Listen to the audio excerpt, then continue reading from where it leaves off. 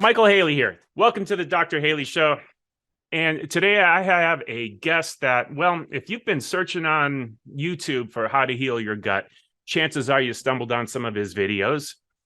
Mike, the Heal Your Gut guy, I believe that we're going to talk about an area today that I probably failed to introduce you to enough. We've been so focused on diet and eliminating this to heal your problems. And I've always known the importance of what we're going to talk about today, but I failed, probably because I'm in the food business. So with that, Mike, the Heal Your Gut guy. Mike, tell me a little bit about yourself. Yeah, so thanks for having me on the show. My name is Mike, the Heal Your Gut guy, and essentially, I kind of had gut issues growing up, diarrhea, looked like a skeleton growing up, and then in college it got pretty serious, and that's when I got the diagnosis of Crohn's disease. And I was like, okay, cool, I have Crohn's. What's the cause, and how do we fix it? And I was just shocked at just the pure just incompetence of the medical community. Like they're just incompetent. I don't know how you hand somebody $1 billion for decades and they still can't have an intelligent conversation.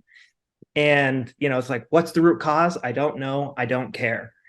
And, I was in the DC area, John Hopkins, all these places. And it was just the same thing. We don't know. We don't care. Be on these expensive drugs for the rest of your life. And so, I eventually caved. I wasn't really taking it seriously. So I eventually, did all those things, and they still didn't work. And then, increase the dose. That didn't work. And so that's when I started doing diets, things like GAPS diet, things like specific carbohydrate. Weston A. Price diet was probably and still is the foundation of my nutritional wisdom, I guess you could say.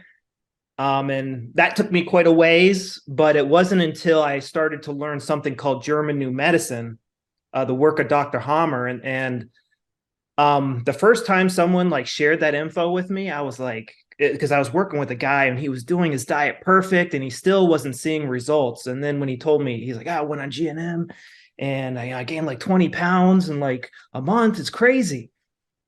And I started learning about this, and Dr. Hammer shows us that every single disease in the body, we can see it on a brain CT scan. And when I started seeing the CT scans, when I was, started investigating it, I was like, wow, this has to and when I started, so for me, I have a lot of indigestible anger in my life, and I can explain that more. That's a very too simplistic way to explain it. But once I started understanding GNM, I went from 150 pounds to now I'm 200 pounds. I look like a normal person. Yeah. So, yeah.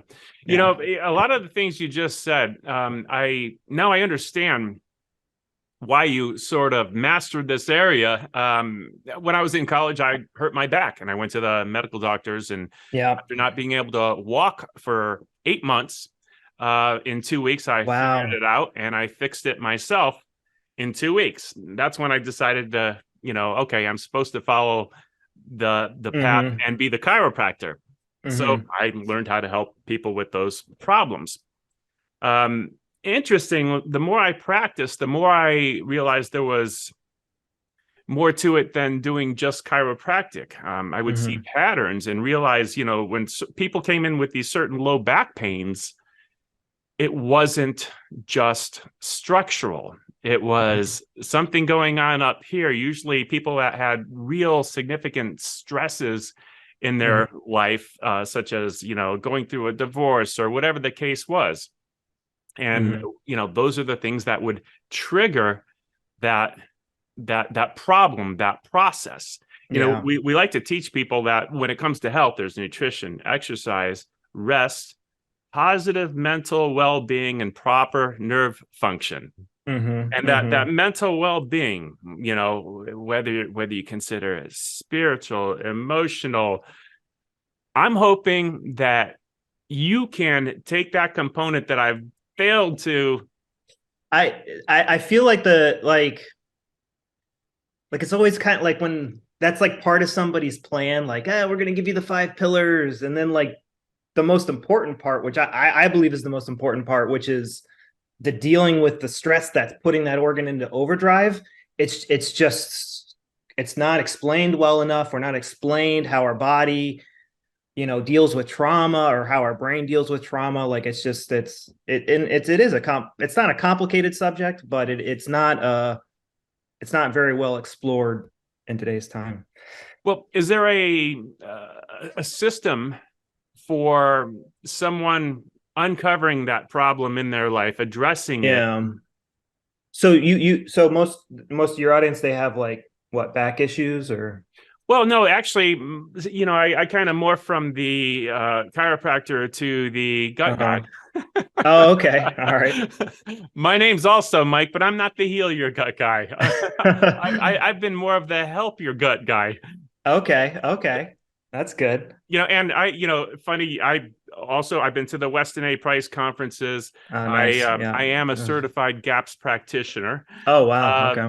I also have taken on a lot of the teachings from Jordan Rubin when it comes to diet. And, I've studied, fermentation from, Mhm. I've really looked at diet from so many different perspectives. And up to this point, I've always kind of, picked and chosen the best of the best, so Yeah. that I could understand how to avoid the foods that were causing the problems. Yeah. Yeah. And, lead people towards gut healing diet. Yeah. So, yeah, well, what is there any condition in particular you'd like me to talk about, or you Well, go into my story a little bit more, or?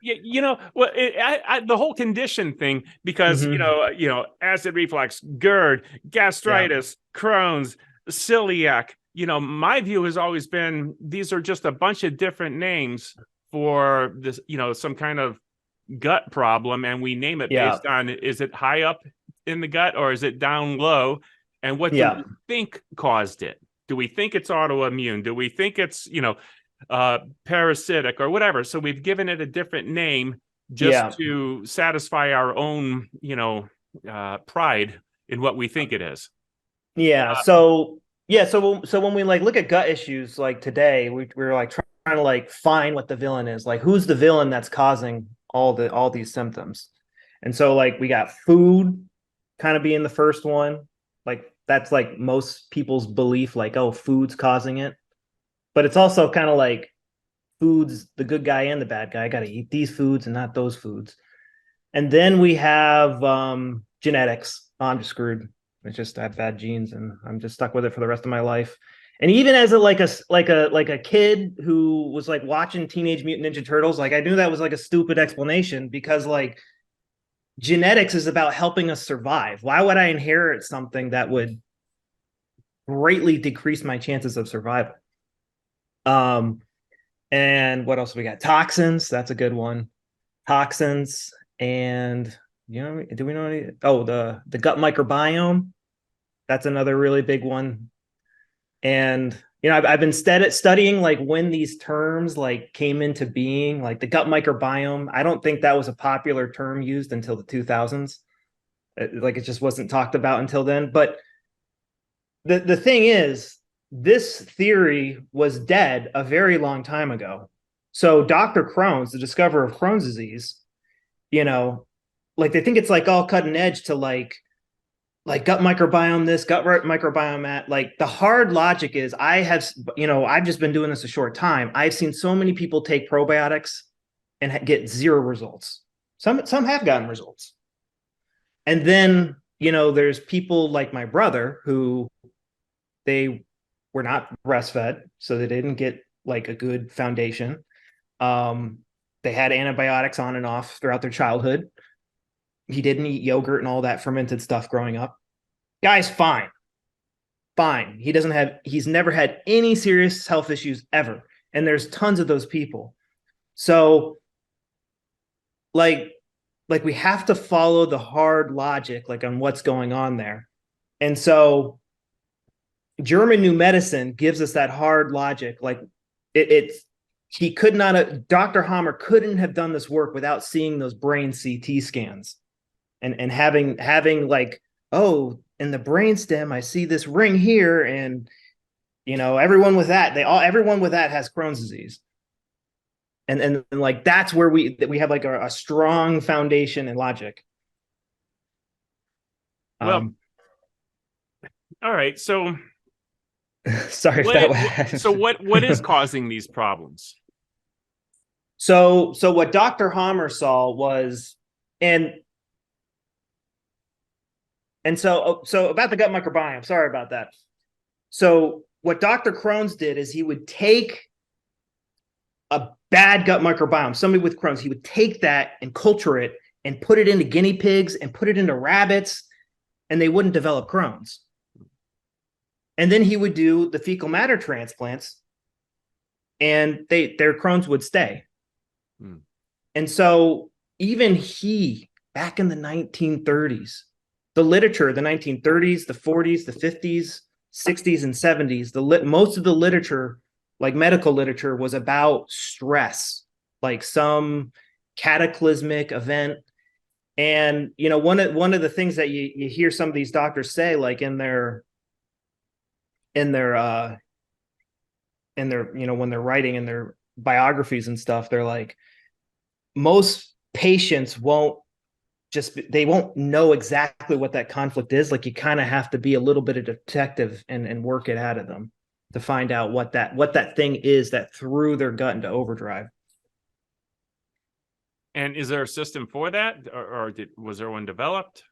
So yeah, when I work with somebody, it's all right, tell me when your symptoms started. And they'll go, oh, well, it was senior year of high school.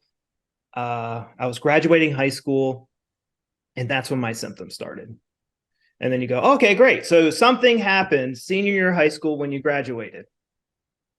And then I'm going to try to keep this as simple as possible, because it's never this simple. Because usually it's like, wait a second, freshman year I had symptoms. But let's just pretend that this person, they just had symptoms like senior year of high school when they were graduating. And then you ask them, okay, what was stressing you out? And they'll go, oh, nothing. And you go, okay. There's nothing wrong with me. Nothing. Everything's great up here. And then it's like, okay, were you dating anybody? They're like, no. Okay. Tell me about the colleges you were applying to. Like, what was going on with your dad? What was going on with your mom? Something like, you hit one of those things is going to come up. Mm-hmm. And so it's just it's a troubleshooting process, and the specific thing. So the intestines are controlled by the old part of the brain, the brainstem. So it's like a very primitive, has this very primitive way of like thinking about things. It's like almost like it's like a cell, and it's like its job is to absorb things. I'm going to absorb this pen. I need to absorb this pen so that I can make notes to do work. And then I need to get rid of this pen. If I feel like this pen, if I can't find this pen and it's like this cataclysmic event, I don't have a pen, so I can't get an autograph of Tom Hanks. Like, now all of a sudden my perception of this pen is super skewed. And now anytime like I don't have a pen, my digestive system freaks out. It's adapting, because it needs to adapt. It needs to put itself into overdrive to help our chances of survival. And normally that's food, and most animals, it's going to be food, but we need things to survive. I need these headphones. I need my computer. I need money. I need food. I need drink. I need girlfriend. I need mom. I need dad. I need friends. Like, there's like somebody with Crohn's and colitis, there's a thing in their life they're obsessed about, and their symptoms are going to be centered around the dramatic spikes in their perception of the whole thing. That's making sense. And most people, we all have a need for love. Mm-hmm. and identifying where that might be missing. I could imagine that when that is completely lacking, stuff in here is not going to be right. If I were to Mm-hmm. oversimplify that, I don't think that's quite German new So, medicine. so what's happening is, so let's say it's it's on the intestines, right? For some reason, this pin is, let's make it actual food. So I need this drink. Like I'm stuck in a desert. Like I need this drink. I need it's a morsel. It's something I need to consume. If I don't have this, I'm dead. Like that's, I'm being a little bit dramatic and I'm like raising my voice because that is how the brain is saying, I'm dead if I don't have this. Yeah. And you might not like speak it out that way, but you'll see it in the person's emotions. Like they almost like, wow, you crazy person, you're gonna die without this. Like, chill out. So the way that our body helps us survive is it's going to develop extra gut cells to help us digest or absorb this hard. Well, in this case, this doesn't really need to be digested; it just needs to be absorbed. To absorb this hard to absorb thing, important to my survival. I'm going to die without this thing. And then when that conflict gets resolved, when I get out of the desert and, this is no longer a, scarce resource, then it gets rid of those extra gut cells and we're pulling away the extra gut cells are being removed. And that's when you get the blood and the mucus and the diarrhea and all that fun stuff. Okay. So All right. that's what's physically happening. Okay. Yeah. I have some other things I want to ask you about, but Yeah. before I do, let's get it in here just in case people attention span isn't long enough. Yeah. Yeah. You help people. You're like a coach. You actually will help people figure this out in their lives. Yeah. So I have like a 13-day program that I like, it's like a workbook. And so, I take them step by step. I kind of have like a 4-step plan that's about understanding what our body is doing, what our brain and what our body and what the organs doing, understanding how the mind stores trauma, and then diet and how to find that trauma and how to resolve that trauma. So that's how I help people. Okay. And where will someone find that, or how do they find your contact? Or So I have the I have a ton of free content on YouTube and TikTok, Instagram, all the social media channels, but on my homepage, that's where all my products are. yeah, and for you listening, if you type in YouTube Mike Heal Your Gut, you're not going to find me. You're going to find him. So that's an easy way to find the YouTube channel. I found that out. It was quite humbling. So how important, having been through Weston A. Price and all of that, how important is healthy eating to you? What Healthy is healthy eating, eating? I'm sorry. What is healthy eating even? healthy eating is, I think extremely important. But I think it's does more damage to be super afraid of foods. Like I would rather like this is going to rub a lot of people the wrong way. I wish somebody would follow like a Weston A. Price diet to the T and be relaxed about it when they go get ice cream or whatever, or go get pizza with their friends. But being afraid of food, being afraid of vegetable oils is going to cause more damage in the long run. But the Weston A. Price diet is all about, understanding the importance of like fat soluble vitamins and, not being afraid of carbs.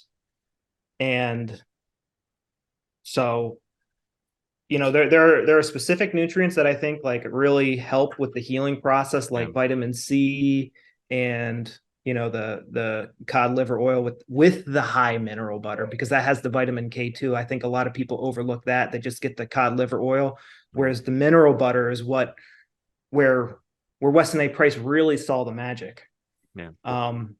There was one story in his book where he was like raising young turkeys, and he had the control group of turkeys and they gained 10% body weight over a month. And then the second group, he gave them just cod liver oil, and I think they gained 20% body weight And then the last group that he gave cod liver oil and the high mineral butter that had the X factor, the K2, they gained 40% body weight. Hmm. And these are animals that didn't have chronic diseases.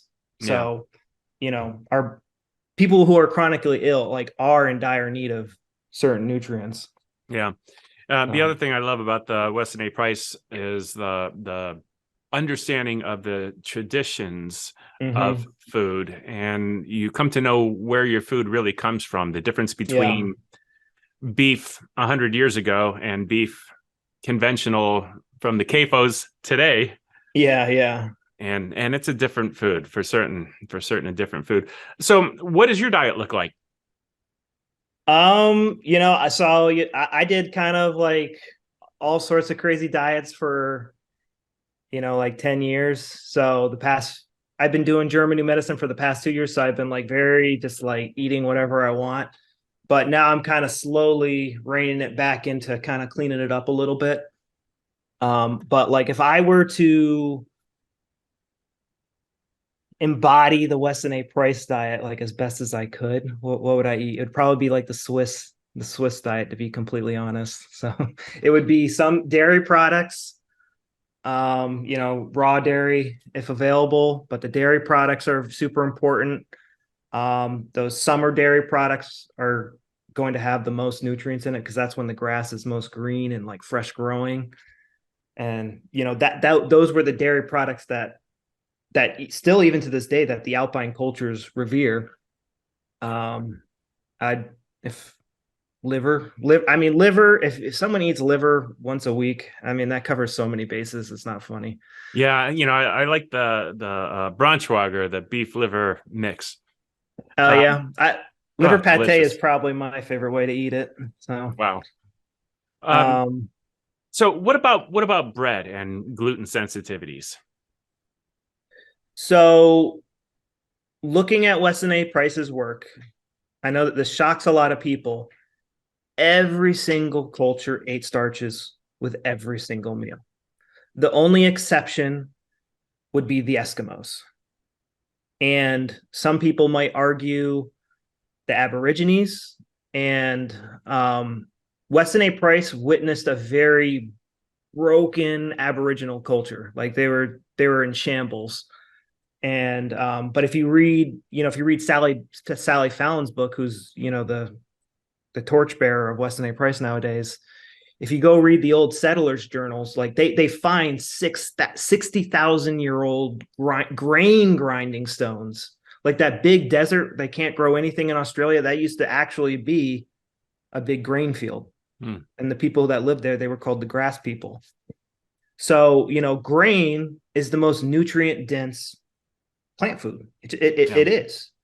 And when you think of Vikings, they weren't like, "Oh, there's gluten in my beer." Like, no, they just drank it. Like it's like the only reason like gluten allergy has exploded in the past few years is because we've become more conscious of it. Like because it's just pushed down our throats nowadays. And yeah, I think the Catholic Church the other day like refused to give gluten-free communion, and I'm totally on board with that.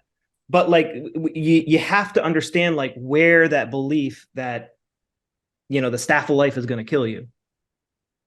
And yeah, it might be Mount Satan or whatever. It might, all that stuff. But why can't you even eat the organic stuff? Yeah. Why can't you eat the gluten? Because there's gluten. It's just a storage form of protein that's in every single grain. And it's just a little different between grains. I've always felt that way too. And, I grew up in an Italian family, and, Yeah. we had gluten every day. And to this day, I could probably snort gluten and not sneeze. But Yeah. I find myself eating a lot less of it just because I know so much more about food. My mind's been open to new foods. Like, Yeah. a decade ago, I didn't know what Braunschweiger was. It's Yeah. a new Yeah. food that I enjoy now. We grow a lot of foods around our, yard, and so I find myself eating less. My family was pizza every Friday night, and there was like at nights of the week, and it was always a Italian pasta, gluten something type dish with good beef, and that's how we ate. So anyway, this is really cool. So have you helped people eat gluten again that were once completely, couldn't have it at all, and it would throw them into a spin?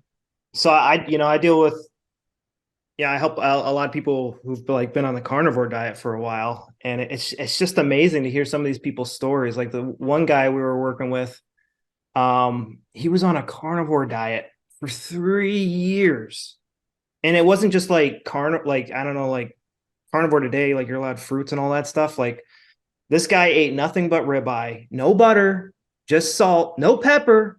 God forbid you put pepper on it. Like that, it's on the AIP list or something.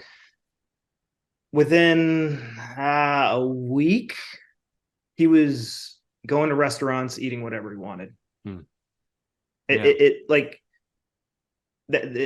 That getting rid of food intolerances is the easiest part of the work. That's a beautiful thing to hear. And even now, a reminder, people, Mike the Heal Your Gut guy, find him on YouTube, get his program. If you've been stuck,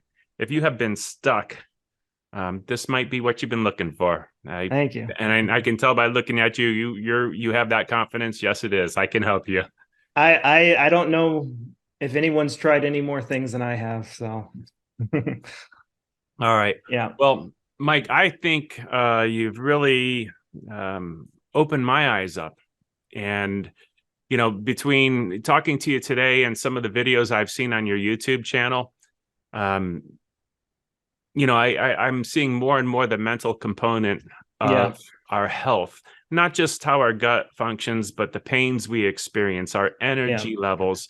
I am seeing the connection between the mind and how our bodies are working more and more. And I thank you for your contributions to my understanding. And for those, we only touched on this today, his YouTube channel, click on the videos tab, and you're just going to keep on scrolling and scrolling and scrolling. He has so much content, and it is all just genius level, presented in a way that will so help you understand the importance of this. So, Mike, I want to thank you so much. Thank you for having me on. I really appreciate it. All right. Any last words of wisdom for the listeners? I think the first thing, if you're suffering from gut issues, just, really sit down and be, completely honest with yourself. Like, and it does help to have someone kind of hold your hand through the process. But like, when did it start? What was the year? What was the season? Were you in school? Were you at work? Who were you in a relationship with? Where were you living? Like, start getting those variables down, and then start trying to figure out like what was stressing you out during those times, and how is that thing like kind of still haunting you today? And it can get pretty abstract, but first try to find that event, because that's what allows your perception to open up and kind of see the world that like I'm living in, and my students are living in, where you can start to see, like, because you need to see that conflict, that cataclysmic event, to even be open for your mind to be even like looking. It's kind of like when you buy a new car, you like buy like a Honda Civic, and you're like, oh my God, Honda Civics are all over the road. I didn't notice them before. It's kind of like that effect. That's beautiful. And then when you figure it out, you have a specific way of dealing with it. Should we send them to the YouTube channel, right? It's there? Yeah. That's a long conversation. So. All right. Awesome. Mike, thank you so much. Cool. Thank you. Thank you so much.